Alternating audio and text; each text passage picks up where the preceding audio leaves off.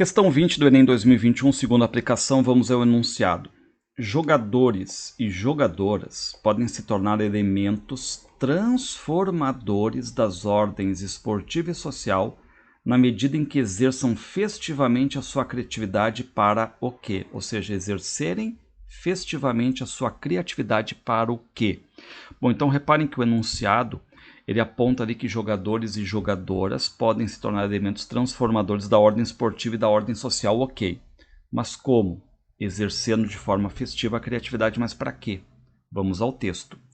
O esporte moderno, como o futebol, desenvolve-se nos dias de hoje com base nos princípios da sociedade moderna ocidental, industrializada nos moldes capitalistas.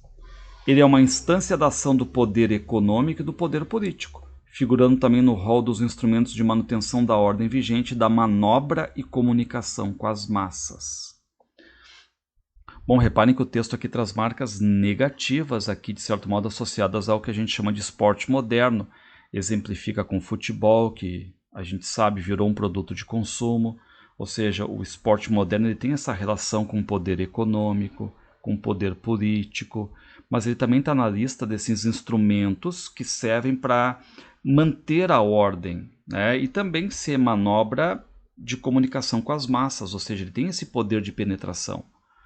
Mas aqui no caso, reparem que aqui está falando sobre o esporte, de certo modo, fazendo crítica, mas com a ideia de que sim, que ele pode ser um instrumento de manutenção da ordem. Voltamos aqui ao enunciado. Ó. Jogadoras e jogadores podem se tornar elementos transformadores das ordens esportiva e social na medida em que exerçam festivamente a sua criatividade para a. Desempenharem sua prática de forma competitiva.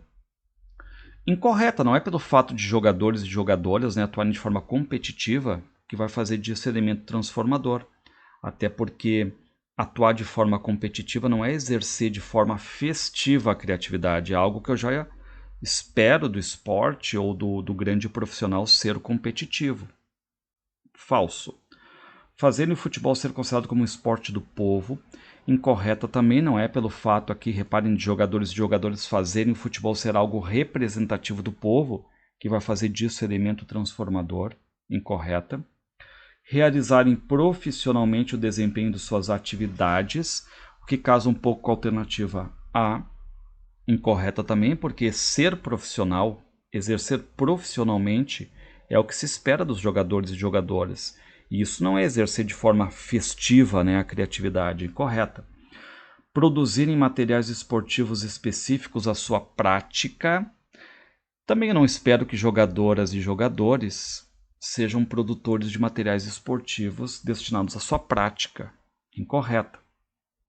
E expressarem criticamente as suas opiniões em relação ao futebol.